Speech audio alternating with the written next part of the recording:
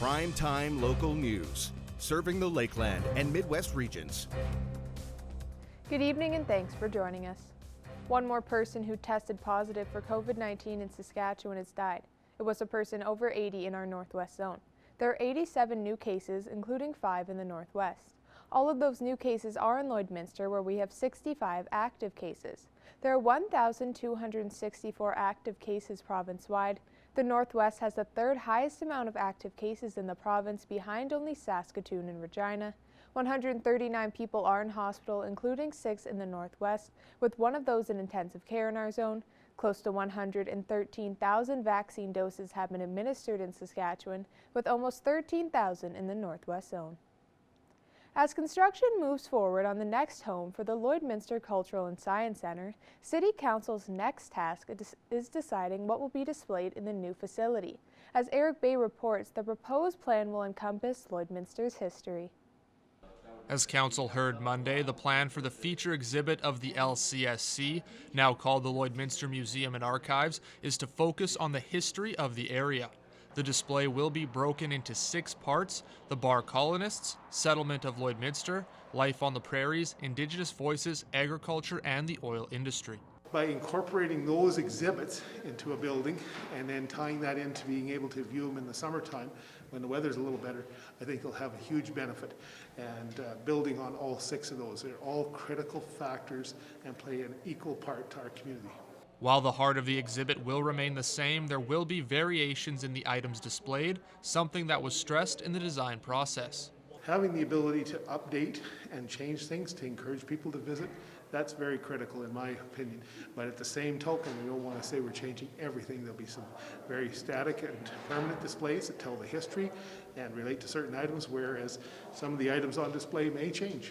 The rotation will allow the LMA to display artifacts that have been in storage as parts of the LCSC were decommissioned. The community said we'd like to see it and we want to get it out there. In the same token, to have items put away forever and never be seen, they lose that value of the display. So I think there's an opportunity here to get back to what we had. The LCSC was closed to the public last year and will move to a temporary location for the next decade. Eric Bay, Primetime Local News. Developing a young student's speech can be crucial to their education, and in this week's Beyond the Classroom, we take a look at the speech pathology program in the Lloydminster Catholic School Division and the impact it has. Good job. Making sure your child has good speech, language, and listening skills can go a long way in the classroom.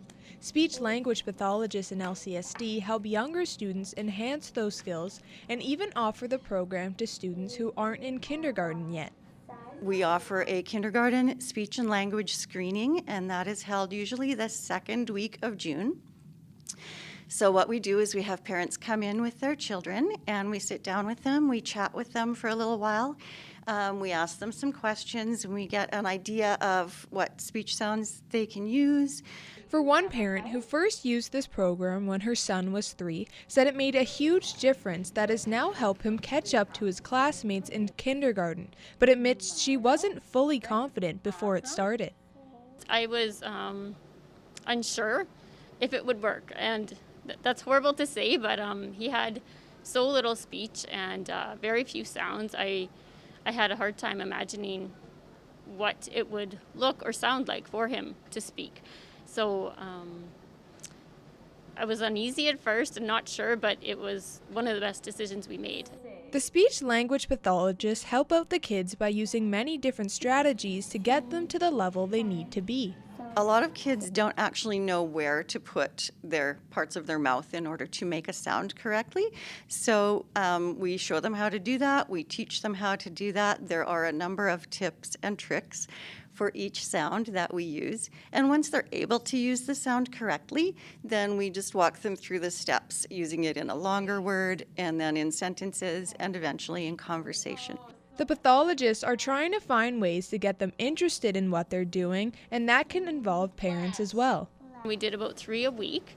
The speech-language pathologist he saw was fantastic. She brought games. She had iPad games that she brought as well that he really enjoyed. We made flashcards at home for practicing, word practicing. And that's it for this week's Beyond the Classroom. Beyond the Classroom is brought to you by Lakeland College, home to the most hands-on education in Canada. Apply today and graduate job ready. Many local businesses continue to adapt during COVID-19 and are embracing all the community's support. In this first edition of the Shop Local Spotlight, our Connor Chan learns how one business model has made for a unique approach. From plumbing services to outdoor decor to water refills and even a meat market under one roof. What started as a plumbing company quickly branched out to be a 3-in-1 business venture to create convenience for clients and save the time of making unnecessary trips. We want to be super convenient to all our customers, and that's being the one-stop shop here. So right from chemicals, pellets, getting your meats, leaving on that Friday, going to the lake, you'll be able to get everything you need here. Last year, when the COVID-19 pandemic was at a high, many people saw an opportunity to take on home projects and bunker down for the long haul. For businesses like Beachcomber Hot Tubs, many people in the community were taking full advantage of being quarantined at home. It was a lot of fun. We had a lot of people coming in here wanting to redesign their backyard, making it that new oasis just with everyone being stuck at home. So we had a lot of fun last summer, and I'm hoping to do the same this summer as well. Hot tubs was a big one. Yeah, we sold a lot of hot tubs, and I would say like fire tables was a huge one, and smokers off the charts. With events like their annual spring showcase having to change this year because of the pandemic, community support continues to be essential for this local business in times like these. It's honestly, the local support is absolutely everything. Every time I see a customer come through that door, it just puts a smile on my face, just so that I know they're coming in, they're supporting, they're seeing what we have. It's just great, all in all. And that's it for this edition of the Shop Local Spotlight. Now our Evan Kenny will take a first look at your weather forecast.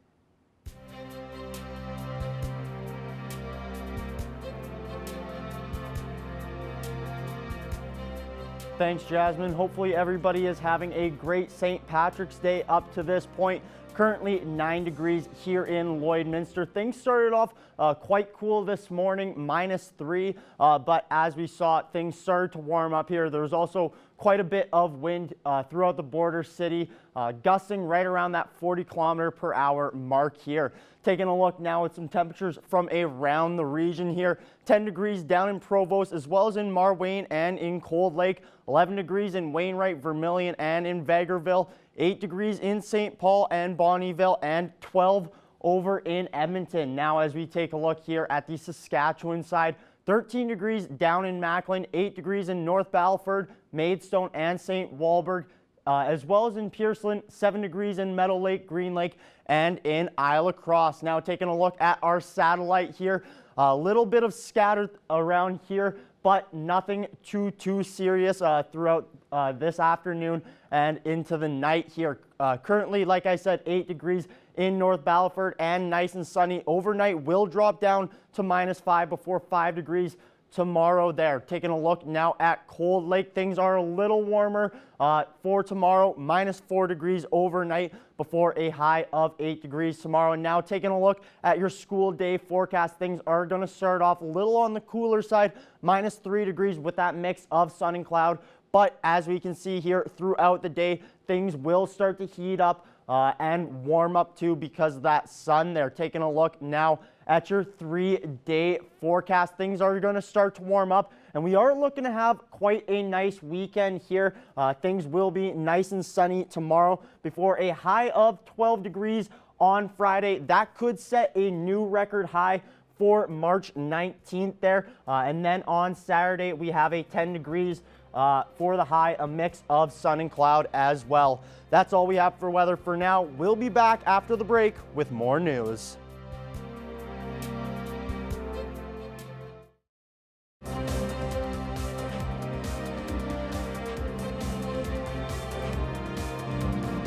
Lakeland College has announced that they plan to welcome students back to campus in the fall.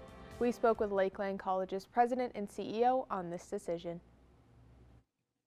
I'm joined now with Dr. Alice Wainwright Stewart, President and CEO of Lakeland College. Lakeland College announced yesterday that you are preparing to welcome students back to the campus in the fall. So what went into this decision? Well, a lot of team members got together and we tried to think about all all of the issues that are coming up. And one of the things that has been really good for us this year is that we've had over 90% of our students on campus in an in-person activity. And at any one given time, we've had about 60% of the students on campus. So knowing that, we feel pretty confident that if the regulations are lifted and if we get back to some kind of new normal, we want to be ready to do what our students like best, and that's be at the college in person. Really, there's more to learning than the classroom. There's the social interactions. All of that is really important. We understand that. We know what our learners are asking for, and we want to make sure that we're prepared to give them some of those opportunities to have that in-person experience. And what was the students' and staff's reaction to be able to at least come back a little bit on campus this semester? Everyone that I've talked to, now I have to say that for our faculty, it's been a very big adjustment. They had to do some things in a quick hurry. The learning curve was immense. Their workloads have been immense. I can't thank our faculty enough. They've just done an amazing job of ensuring that our students are getting what they need. For the students, I know the students that I've chatted with, they don't really like to have to wear those masks. And certainly I know when I talk to instructors that you don't see a lot. It's surprising how much your facial expressions can be hid in a mask. And so even some of that feedback is hard. But all of the students have said, we're just glad to be on campus. Even if we have to wear a mask, we want to be on campus. So with that, and I know this fall when I did my interactions with, I go into classrooms, I try to meet with students one-on-one, faculty one-on-one to try to get some information. It's kind of that anecdotal information that just know what the pulse of what's happening and making sure that we're constantly adjusting for the needs of the individuals. And certainly there were 3 things that the students asked for me in the fall with COVID. The only one that we weren't able to deal with was the mask, because that's a regulation that's more than just the institution. And I have to say it's bode us well. Cross our fingers or knock on wood, we only have till April 30th, and the majority of our students will have gotten through this year, again, to get their studies complete without us having to shut down the campus, and that's been our goal. And obviously we aren't quite sure what the restrictions will look like in the fall just yet, but what are you kind of hoping that the classes will look like then? Well, we are right now planning for a bit of a transition. So I don't think at any given time after being a year in this remote working condition and knowing that there's a large spectrum of people feeling certain things about COVID and what's happened. And so people who've been isolated for a year are going to feel a little bit nervous going back into a big setting where there's a lot of people. So we're going to really look at more of a transition and try to, as soon as we can, we believe that our post-secondary group would really like to have our students back on campus as much as possible. Our goal is that we don't want to shut down once we've been open. So we want to make sure that we are cautious and how we go about things so that our students will get the best experience that they are expecting out of a Lakeland college education. Well, thank you so much for joining me today, Dr. Wainwright Stewart. You're welcome. My pleasure. A group of locals are getting set for an upcoming cleanup initiative that targets littered masks. Tate Laycraft has more. Today I'm joined by one of the local organizers for a province-wide cleanup initiative that targets the collection of masks and garbage across Alberta. Candace Anderson, thanks so much for joining me. Yeah, you betcha. I'm so happy to help out in any way that we can, So can you just give me a little bit of a breakdown on what it is you guys are trying to organize here? So the reason that this originally has started is that my sister, Alyssa Kusalik, who is in Lethbridge, Alberta, and her husband, Dave, as well as their friend, Will Woods, in the Lethbridge area, we're really noticing issue with masks. And my sister was consistently going on walks and just cleaning up whatever she saw near her. And then one day, as she was on a walk with her two little girls, she cleaned up more than 80, I believe it was 87 masks within a 5-block radius. And I think that was just kind of the breaking point. So her and her husband and Will, who also had been collecting during their walks as well, decided that it was time to make a difference. So they, this past weekend, on the Saturday, unfortunately with only a couple of days notice to the Lethbridge community, decided they needed to do a cleanup. And they all met at City Hall. So it was the three of them, plus my dad, Dennis Traber, and his wife, Delilah, who participated in that. And they cleaned up over 1,200 masks in the approximately 3 hours that the 5 individuals were out in the community. And Global News Lethbridge did a piece on this this cleanup, and it got a lot of attention online. And we decided that we should really work off that momentum, especially because people were mentioning on there, you know, it would have been nice if we knew about this or had more notice, etc. So we just thought this would be a good opportunity to jump on board with getting something done and being proactive about the pollution problem that we're seeing with the masks specifically. I mean, pollution has always been an issue, but this has added a whole new layer to it, where people are just dropping their masks or gloves wherever they just happen to be. And I read that you guys are distancing yourself from the idea of this being some grand political statement. This is about cleaning up the community, right? So we're just trying to look for as well in this whole initiative to find a common thread that we can all bond over. And we are not an environmentalist group. We are not a climate change group. We're not supporting any political party or agenda. We're not pushing anything that's pro or anti mask or vaccine. We are just simply saying we are concerned citizens, that I think that we all can relate to that.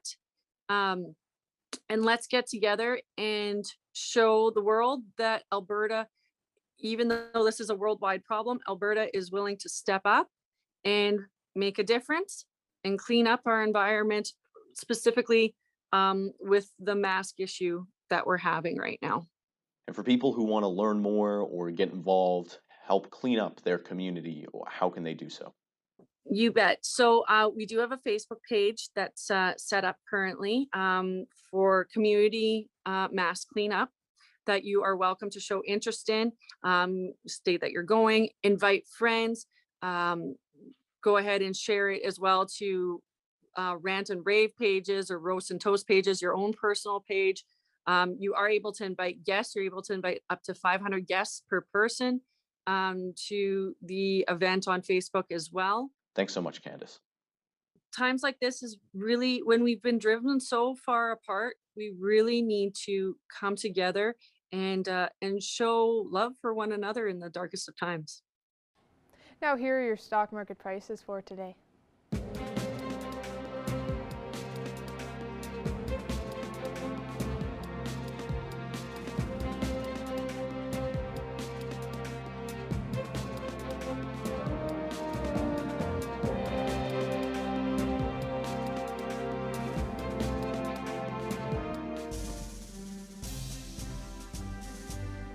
Today's oil prices are brought to you by First General Services.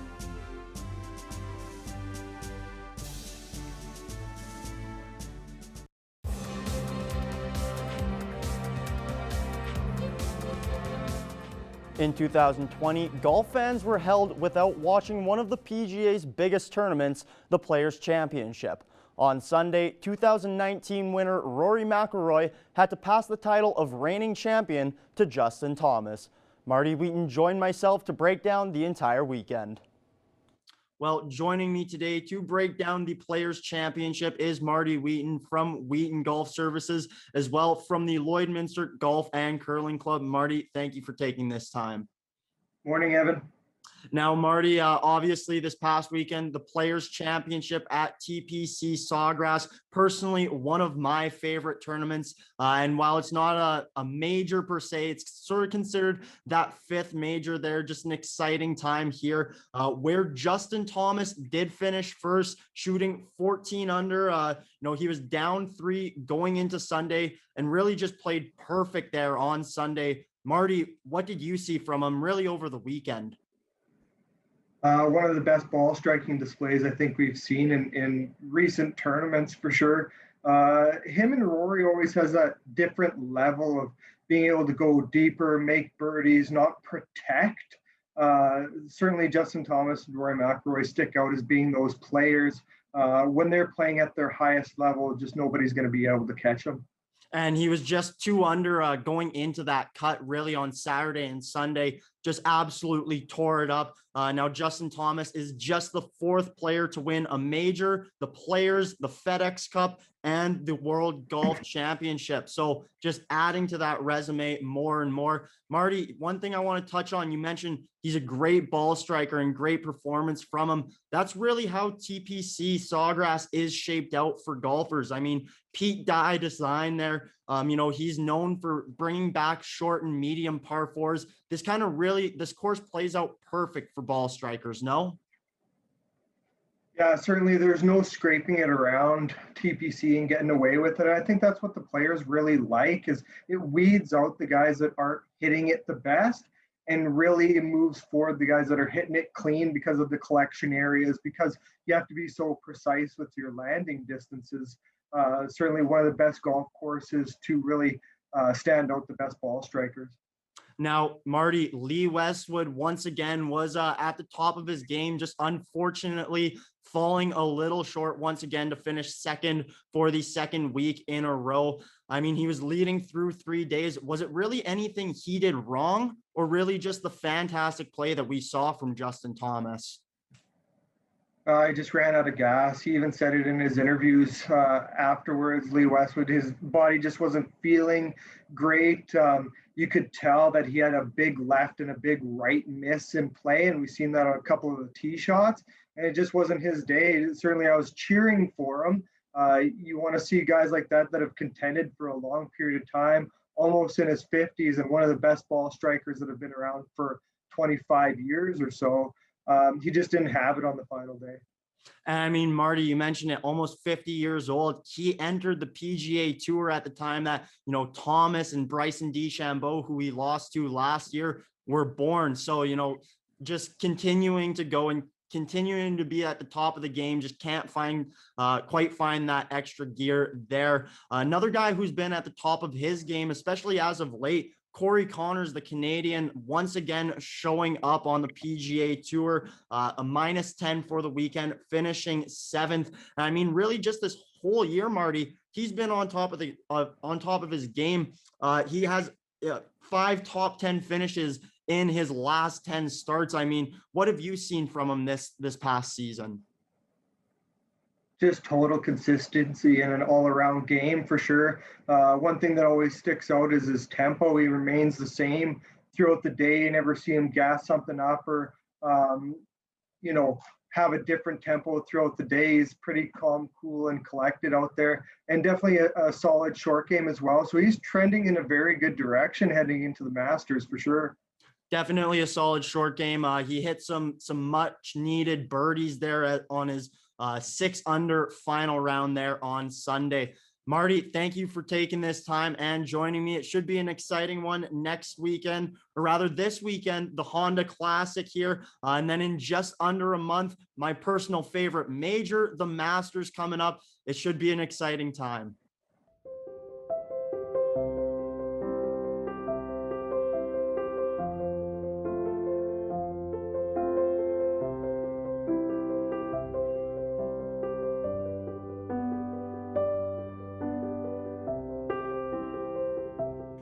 Stephanie Dobson is back with us this week. Stephanie is a local lawyer and mediator here in Lloydminster.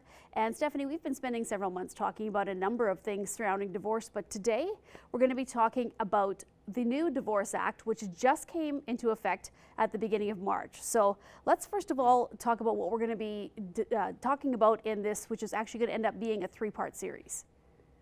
Yeah, so while I was preparing for the interview, I realized that there are so many changes to this act that I thought it would be better for the viewers if we divided it into 3 parts. So what I've done is today we're going to be talking about the terminology around parenting and the focus of the legislation on relationships rather than entitlements. Part 2 next week, we'll be talking about the best interests of the children and what that term means. It also includes a brand new section about family violence and incorporating that into the best interests of the children. So that'll be next week. And then part 3 will be broken down into 2 sections, one about relocation of parents and children, and secondly, about duties of parents and legal advisors in any court process. Okay. And just as a warning for our viewers, we only have 5 minutes with us, of course, today, and this act is very complex. So as a reminder, the Divorce Act focuses on married parents. There's provincial legislation for unmarried parents, and then we also won't be able to get into other relationships like step parents, grandparents, extended families who also have some rights under the Act. Okay, well, Stephanie, let's get into this now. And as you said, it will be 3 parts. But for today, let's talk about the terminology that you were describing in this Divorce Act. So the act is intended to be more child-centered and parent-focused and less about rights and entitlements. The words custody and access are now completely gone from the legislation. These words were so powerful and they caused so much conflict between parties and engaged so many court actions. And I can tell you from my point of view, they are gone not a moment too soon. There's now the words called decision-making responsibilities and parenting time. Lawyers, mediators, and judges have more and more over the years been using these kind of words because of the general offensiveness of the words custody and access, but now we have the legislative authority to use these much more child-focused words. So one of the things you talked about was decision-making responsibilities, Stephanie. Can you go into that a little bit more? Yes. So custody was the word in the old Divorce Act that was used in part to talk about major decision-making responsibilities and who was entitled to participate in those responsibilities. You know, it's long been known that that word has had connotations of, detention in the police context, or even ownership over something, over property. And it also has connotations about being a winner of something, and therefore by default, the other person being a loser of something or has lost something. So the Act now has a lot more plain language and it speaks to responsibilities and relationships, and it allocates those responsibilities amongst people. So there's a differentiation between major decisions and day-to-day decisions. So major decisions are things like education, health, dental, children's welfare, language. It even adds a clause about major activities that are going to have a significant financial consequence or significant time for the children. These can be allocated either to one spouse, to both spouses, or some kind of a hybrid where there's an allocation of decision-making responsibility. Day-to-day decisions are things that are like bedtimes, nutrition, screen time, homework, discipline, that sort of thing. And automatically that will be allocated to the parent who has parenting time, which is what we're going to get into in a moment. Of course, the court can order otherwise, but generally speaking, that's how it's going to be allocated. Okay, Stephanie, and as you mentioned, we were going to talk about parenting time. Tell me about the importance of that term. So in the under the old legislation or before March 1st, we used to use the word primary parenting time, although that wasn't actually in the legislation, but someone was a primary parent, or there was shared custody for 50-50 arrangements, or split custody when there was a child perhaps in one home and another child in another home. And access was the term for parents who were non-primary parents as to the time that they would have with the children. So that was sort of an entitlement-based word. So now the new language in the Act is really calling a spade a spade. So it's about children spending time with each parent. It's interesting that the legislators did not add in what we call a presumption of equal parenting. In the old act, there was a clause or a phrase that was called the maximum contact principle.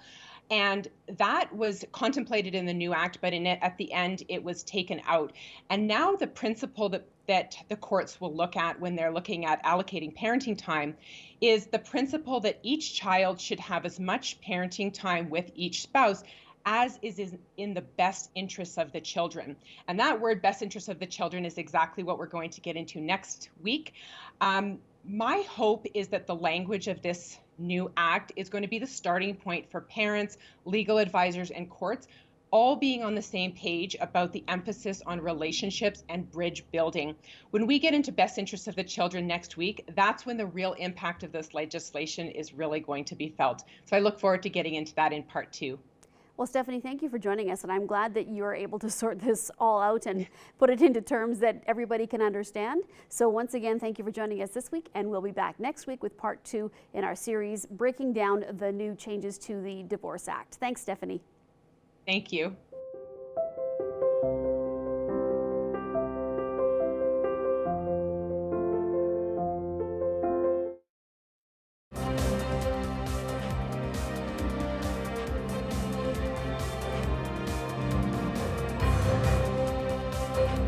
I'm speaking with Lewis Smith with the Canada Safety Council. Now, Lewis, this week is National Farm Safety Week for 2021. What is this week trying to remind people? Well, this year especially is a bit of a unique circumstance. Obviously, with COVID-19 mitigation still being a big discussion point around pretty well all of Canada, but even especially in the agricultural industry, we wanted to take a step back and remember that there are still important safety measures that need to be taken even while focusing on COVID.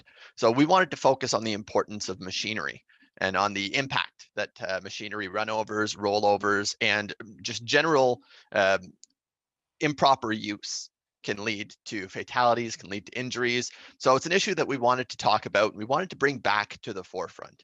It's not necessarily anything that's going to be new to anyone in the agricultural industry, but safety is one of those issues that needs to be reinforced consistently. And we figured by bringing it up here, it's a reminder ahead of the busy summer farming season to watch out for the common issues. And how would you describe how the agricultural industry has been going through this global pandemic? It's been challenging. I think one of the biggest issues that's facing the industry as a whole is migrant workers. A lot of farms, especially non-family farms, are suffering from the issue of needing a lot more manpower and not having the manpower to work with. At the same time, we're also seeing some issues of farmers who planted their crops expecting the usual amount of sales, of transactions. And because of restaurant shutdowns, because of an inability for people to go out and consume food, there's just been a less serious need for food. And that's resulting in a lot of farms being unable to offload their product, which leads to issues as far as wasted money, wasted resources. And the whole industry is hurting in some ways. In other ways, they're very fortunate. You know, the fact that the agricultural industry is largely operated outdoors is a huge benefit. The fact that you can keep distance between a lot of workers fairly consistently is a huge benefit. And the fact that mitigation efforts can be done to keep workers off common machinery, or that specific workers can be assigned to specific machines, results in a lot of risk mitigation. So there are a lot of unique factors and a lot of hardships, but also a lot of positives coming out of it. And could you tell me on average what injuries and how many fatalities happen on a farm each year? Yeah. So according to the Canadian Agricultural Injury Reporting, they estimate approximately 85 fatalities on a farm every year. And of those 85 fatalities, we're talking about roughly 70% having to do with machinery, whether that's rollovers, runovers, improper use, a broken element that ends up, someone gets caught in it, or accidentally involving a child who gets run over or who's playing in an area that they shouldn't be playing in. But 85 fatalities a year, just at a glance, that seems like far too much. And if we're talking in the context of Canada as a whole, 85 fatalities per year is a little blip. But at the same time, for the farmers and for the families who are impacted by this, these are anything but blips. These are real lives being affected every year. Now, what kind of safety tips would Canada Safety Council and Workplace Safety and Prevention Services want to give people working in the agricultural industry and on a farm? The number one safety tip that we have to give as far as machinery is always make sure that you're verifying your user manual. The folks who manufacture the machines do so with intent. They have a very specific use and a very specific way to be used. So the manufacturers know the best ways to use the machines, and they offer these tips in the instruction manual. So if there's any concern, any uncertainty at all, your manufacturer's manual is your best bet. Beyond that, we also recommend making sure that children have a specific area of the farm in which they're allowed to play and that they're constantly supervised. The reason for this is that if a child were to run out behind a tractor and the farmer who's using the tractor isn't aware the child is there, that might lead to a run over, which could lead to injury or fatality. Beyond that, we also recommend keeping a very, very close eye on any kind of machinery. Routine maintenance is an absolute must, and you never know when a belt might give out or when a gear might let loose. So it's important to keep a close eye on these things and to address the issue before it becomes a bigger issue, rather than after the fact when you may be able to fix the issue, but it comes at a much more severe cost than you're willing to pay. And throughout National Farm Safety Week this year, how can others help support this? The best thing that we can do as far as this information is to make sure that it's shared. As I mentioned, safety is one of those issues that needs to be reinforced early and often. And oftentimes when you're in a rush or when you've got something that absolutely needs to get done, safety is the first thing to go out the window. But unfortunately, you may get away with it once. You may get away with it twice. You won't get away with it forever. So by sharing around this information and by making sure that it's top of mind for farmers as we head into the busy farming season, it ensures that if such an issue were ever to occur, where maybe an operator is using a machine and it's not working quite right, if this information isn't shared, if it's not at the front of their mind, it might not occur to them to take a look around before a fatality occurs. They might just keep on going with their day-to-day lives, and one day a belt will give out or a flat tire will cause them to have to maneuver the vehicle in an unexpected way. So by making sure that the safety information is readily available, it makes sure that if something does happen, they stop and they think, oh yeah, I saw the safety tip a few months ago. I should inspect my machine, make sure that it's working properly. Is there anything else you want to add, Louis, for people to know about for National Farm Safety Week this year? I think the big takeaway that I'd like to offer is that the agricultural industry is one of the most important industries in Canada, but it's also one of the deadliest. And it's one of the most important things that we do, making sure that farmers can continue to operate safely and can continue to operate knowing that they're operating safely. Peace of mind is worth its weight in gold at the best of times, let alone these days. Well, thanks again so much for joining us today, Louis. My pleasure, Shelby. Thanks very much for having me. Well, taking a final look now at your weather for this 5 o'clock hour tomorrow. It is going to be a sunny day with a high of 6 degrees. Starting things off for what should be a beautiful weekend. Friday, a high of 12 degrees could set a new record for March 19th, the previous record being 7.3 degrees set in 1992, and that will just continue as a high of 10 degrees with a mix of sun and cloud on Saturday. Things will dip a little bit on Sunday and on Monday through Tuesday rather, but getting back into it with a high of 12 degrees on Wednesday should set things up for a nice start to the spring. Thank you for joining us on Primetime Local News. Have a great night.